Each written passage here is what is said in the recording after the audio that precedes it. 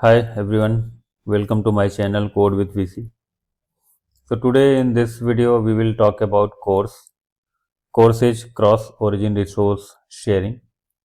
So normally what happen जब भी हम कोई एप्लीकेशन डिजाइन करते हैं, लेट सपोज हमारे पास एक वेब एपीआई है और उसको हम किसी एंगुलर या रिएक्ट एप्लीकेशन से एक्सेस कर रहे हैं, तो आपने देखा होगा इस तरह की एरर आती है क्रॉस ओरिजिन रिसोर्स शेयरिंग की। अब ये क्यों आती है, क्या है ये एरर और इसको हम फिक्स कैसे करेंगे, we will talk about in detail in this video. ठीक है, ओके। सो बात करते हैं इसमें ये एरर होता क्या है, राइट। जब भी आपने एप्लीकेशन रन किया होगा तो इस तरह की कुछ एरर आपने स्क्रीन पे देखा होगा। अब ये क्यों होता है उसकी बात करते हैं। तो इस टॉपिक में हम पढ़ेंगे कि कोर्स क्या है, क्रॉस ओरिजिन रिसोर्स शेयरिंग होता क्या है, why we need that, and then why this error occurred and how we can fix this. Okay, तो बात करते हैं कि ये इशू है क्या। लेट सपोज हमारे पास एक एप्लीकेशन है, ये एप्लीकेशन मेरी डॉट नेट की एपीआई है। मान लीजिए डॉट नेट कोर में कोई एक एपीआई डिजाइन कर रहा है, जरूरी नहीं कि डॉट नेट कोर में हो, ये किसी भी लैंग्वेज में आपकी एपीआई हो सकती है।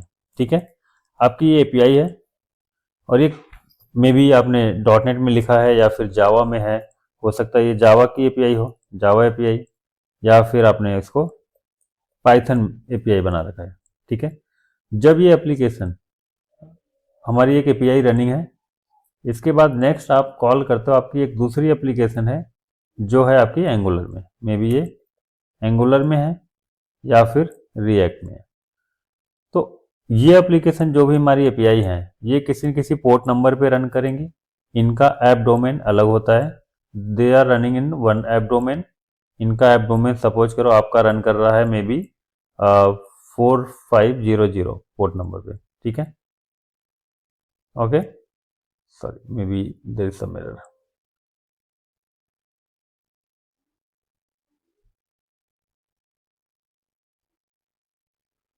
Okay, so let's suppose this one is running on your port number 4500, right, and the other one Angular is running on your, let's suppose, 3000 port number. So these two port number are not compatible to each other. If you are trying to access some resource from your application that is running on port number 4500, then that application must allow to access that resource to you. अगर वो allow नहीं किया उन्होंने तो आपका इस application के लिए वो क्रॉस ओरिजिन आपका इशू क्रिएट करेगा। अब ये होता क्यों है, बिकॉज ब्राउजर पे हमारी एप्लीकेशन कहाँ रन कर रही है, ब्राउजर पे रन कर रही है। तो ब्राउजर पे हमारे पास W3C स्टैंडर्ड होता है जो इसको हैंडल करता है। W3 स्टैंडर्ड क्या करता है कि आपको बोलता है कि अगर कोई एप्लीकेशन आपकी एक डोमेन में रन कर रही है तो ये विदाउट परमिशन किसी और डोमेन के रिसोर्स को एक्सेस नहीं कर सकती, अनटिल अनलेस कि वो जो एप्लीकेशन है उसने अलाउ न किया हो आपको एक्सेस करने के लिए, राइट। बिकॉज आप ये सिक्योरिटी रीजन की वजह से जब भी कोई एप्लीकेशन होती है, हमने अगर मान लीजिए हमने मिस्टेक्स किया, नहीं इस चीज़ को हैंडल किया कि कौन रिसोर्स एक्सेस कर सकता है कौन नहीं, तो कोई और एप्लीकेशन आएगी आपके रिसोर्स को एक्सेस कर लेगी। ठीक है, तो इसलिए ये यहाँ पे क्रॉस ओरिजिन रिसोर्स शेयरिंग को ब्लॉक रखते हैं बाय डिफॉल्ट। ठीक है, अब इसको बात करते हैं फिक्स कैसे करते हैं। फिक्स करने के लिए अभी हमने जो एग्जांपल लिया है वो डॉट नेट की एप्लीकेशन बनाते हैं, एक सिंपल सी डॉट नेट की एप्लीकेशन बनाते हैं। उसके बाद हम बात करेंगे इसमें इसको रिएक्ट से कॉल करने का। ठीक है, तो चलते हैं हम डॉट नेट के पास। सॉरी, तो यहाँ पे हमने एक सिंपल सा डॉट नेट का एप्लीकेशन बनाया है और इस डॉट नेट की एप्लीकेशन में अभी मैं सब हटा देता हूँ। ठीक है, तो अगर आप बाय डिफ़ॉल्ट इस एप्लीकेशन में, ये बिल्कुल सिंपल एप्लीकेशन है, इसमें कुछ भी अभी इनेबल नहीं किया है। हमने क्या किया, एक कंट्रोलर बनाया। इस कंट्रोलर पे एक सिंपल सा मेथड है जो डेटाबेस को एक्सेस करता है और लिस्ट ऑफ एम्प्लॉयज को रिटर्न करते हैं यहाँ पे। तो इस एप्लीकेशन को मैं रन करता हूँ, तो रन करने के बाद ये बाय डिफ़ॉल्ट ये ब्राउजर में रन करेगी अभी, और ब्राउजर में इस पोर्ट नंबर पे ये रन कर रही है 44337 पे। अब यहाँ पे अगर आप देखो तो आपको रिजल्ट मिल गया, बट अगर यही सेम एप्लीकेशन को मैं अपने किसी और एप्लीकेशन में एक्सेस करता हूँ, तो मैंने यहाँ पे एक रिएक्ट की एप्लीकेशन बना रखा है। इस रिएक्ट की एप्लीकेशन में हमारे पास एक ये पाथ है। पाथ क्या है? वो वही यूआरएल है जो हमने अभी ब्राउजर में रन किया .NET एप्लीकेशन को। So from here if you are trying to access this URL from your React application, जो React application मेरी कहाँ रन कर रही है? 3000 पोर्ट नंबर पे, राइट? तो अगर आप यहाँ से एक्सेस करोगे, तो मैं अगर इस URL को रिफ्रेश करूँ तो मुझे एक एरर आया। अब एरर क्या होगा इसको एक बार देखते हैं। ठीक है, हमारे पास वही एरर आया कि जो आप URL एक्सेस कर रहे हो that is blocked by CORS policy, no access control allowed origin. अब ये क्यों आया? बिकॉज हमारी जो वेब एपीआई है वो आपके यूआरएल को रिक्वेस्ट को, अगर आपके इस ओरिजिन से कोई रिक्वेस्ट आई है उसको उन्होंने ब्लॉक कर रखा है। बाय डिफॉल्ट किसी भी ओरिजिन से आपके यहाँ रिक्वेस्ट आएगी वो ब्लॉक्ड होगी, राइट? तो बट हमें क्या करना है कि मेरी जो .NET कोर की वेब एपीआई है उस एप्लीकेशन में अलाउ करना है कि अगर कोई रिक्वेस्ट इस यूआरएल के थ्रू आए तो उसको अलाउ कर दो रिसोर्स को एक्सेस करने के लिए, राइट? तो उसके लिए अब हम कैसे करेंगे? Let's go to your .NET application. .NEट एप्लीकेशन में क्या करते हैं, हम यहाँ पे program.cs में जाते हैं। program.cs में दो सेक्शन होता है। एक, अगर आपका ये पुरानी एप्लीकेशन रही होती जो .NET 3.1 के आसपास, तो उस टाइम पे startup.cs फाइल होती है जहाँ पे configuration and configuration services, configure and configure services दो मेथड्स होते थे, राइट? कॉन्फ़िगर सर्विसेज में हम क्या करते थे, कुछ भी चीज़, कोई भी क्लास है, कोई भी लाइक कॉन्फ़िगरेशन की चीज़ें हैं वो हम वहाँ पे कॉन्फ़िगर करते थे और देन कॉन्फ़िगर के अंदर ऐप डॉट करके हम उसको रजिस्टर करते थे पाइपलाइन में, ठीक है? तो यहाँ पे भी वही करेंगे, builder dot services dot add course आपने ऐड कर दिया। इसके अंदर कोई भी वेरिएबल ले लो आप, यहाँ पे ऑप्शंस के अंदर हमारे पास मेथड होता है options dot add default policy, ठीक है? इस डिफॉल्ट पॉलिसी के अंदर हम बताएंगे कि कौन सा यूआरएल को आपको अलाउ करना है, किस ओरिजिन से रिक्वेस्ट आए तो उसे आप अलाउ कर दो कि आपकी रिसोर्स को एक्सेस कर पाए। So for that you need to enable this with origin. अभी और भी ऑप्शन होते हैं उसकी भी बात करेंगे, बट अभी हम किसी एक पर्टिकुलर ओरिजिन की बात कर लेते हैं। लेट्स सपोज मैं अलाउ करता हूं कि अगर इस यूआरएल से कोई भी रिक्वेस्ट मेरी एप्लीकेशन को एक्सेस करने के लिए आए then it should not be blocked. Okay, अब हमने यहाँ पे कॉन्फ़िगर कर दिया, सर्विस में रजिस्टर कर दिया। इसके बाद हमें इस पाइपलाइन में भी इंट्रोड्यूस करना होता है। उसके लिए हमारे पास मेथड होता है ऐप डॉट यूज कोर्स, ठीक है? ये बंद कर दिया आपने। वापस इस एप्लीकेशन को बिल्ड करो और रन करो। Let's do that. First let me check that over here. यहाँ पे तो पहले भी चल रहा था, अभी भी चलेगा। I don't think there will be any issue.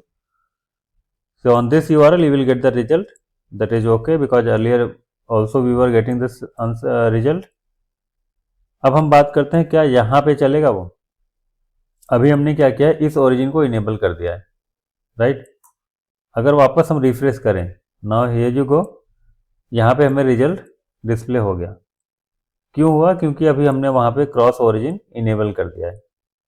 अब सपोज करो कि आपकी ये एप्लीकेशन इस पोर्ट पे नहीं चल रही है, ये किसी और पोर्ट पे चल रही है, मे बी ये 302 पे चल रही है अगर, तो क्या हमारे पास जो .NET कोर की एपीआई है वो इसको अलाउ करेगा?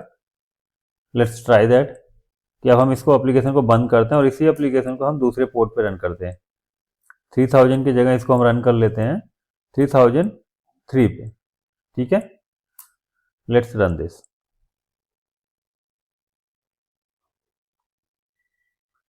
सो अब हमारी ये एप्लीकेशन कहाँ रन कर रही है? एक दूसरे पोर्ट नंबर पे रन कर रही है 3003 पर। अब अगर हम व्यू ऑल एम्प्लॉय करें तो सेम एरर अगर आप देखेंगे तो वही एरर आ जाएगी, block by CORS policy, because इस ओरिजिन को हमने वहां अलाउ नहीं किया था। So let's go to that. अब यहाँ पे हम क्या करेंगे, कॉमा इसको भी दे दो आप, एक कॉमा लगाया हमने, कॉमा के बाद ये दूसरा यूआरएल भी देते हैं 303 stop this and run this, और इसको एक बार हम वापस से रन कर लेते हैं, इस यूआरएल को 3003 को। थोड़ा सा वेट करना होगा बिकॉज वो एप्लीकेशन अभी बिल्ड हो रही होगी। वापस इसे क्लिक करो, लेट्स वेट, अभी थोड़ा सा इसमें टाइम लगेगा because that is already running.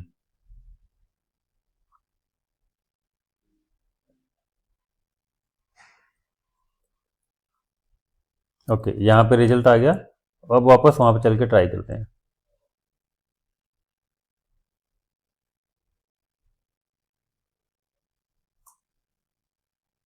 अभी भी फेल कर रहा है, let's check this again.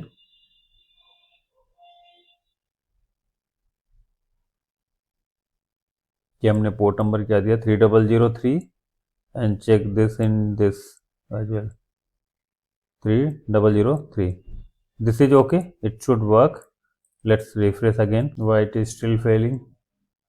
Late me check this, comma.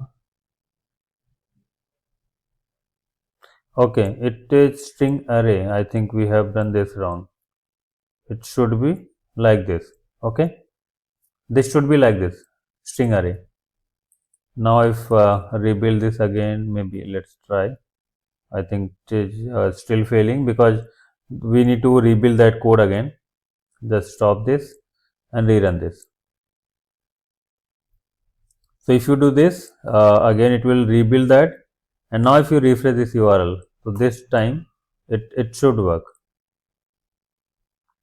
Okay, तो अभी ये चल गया, अब 303 भी चल गया। अब बट प्रॉब्लम ये है कि अगर हमने जो एपीआई हमने डिज़ाइन की है वो हमें अगर 100 लोगों को भेजना है तो क्या मुझे 100 लोगों का यूआरएल यहाँ इंटर करना होगा, which is not a sufficient effective approach.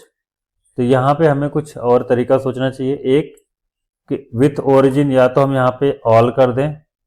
अगर हमने ये ऑल कर दिया, ऑल करने के बाद होगा क्या, अब कोई भी आएगा आपकी एप्लीकेशन को एक्सेस कर लेगा। या फिर हम कुछ और लें यहाँ से ताकि हम कॉन्फ़िग में कल के किसी और का यूआरएल पुट करें, ऐड कर दें और उस कॉन्फ़िग से वैल्यू रीड करके यहाँ असाइन कर लें। तो अभी हम कॉन्फ़िग का देख लेते हैं। पहले कॉन्फ़िग में करते हैं। एक मैंने अलाउ ओरिजिन में 2 यूआरएल दे दिया, 4000 3000, एक और दे देते हैं यहाँ पे। यहाँ पे हम 3003 को भी रख देते हैं, ठीक है।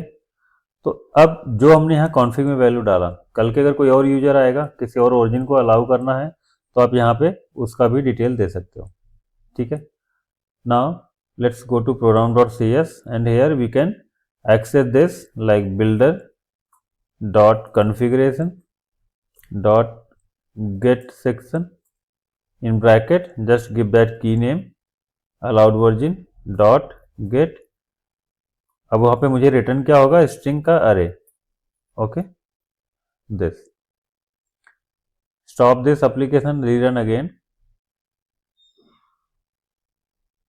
अब हम वो तीनों यूआरएल को टेस्ट करेंगे जो हमने 3 कॉन्फ़िगर किए, ठीक है। तो उसके लिए हमें क्या करना होगा, पहले तभी हम 303 को चेक कर लेते हैं जो ऑलरेडी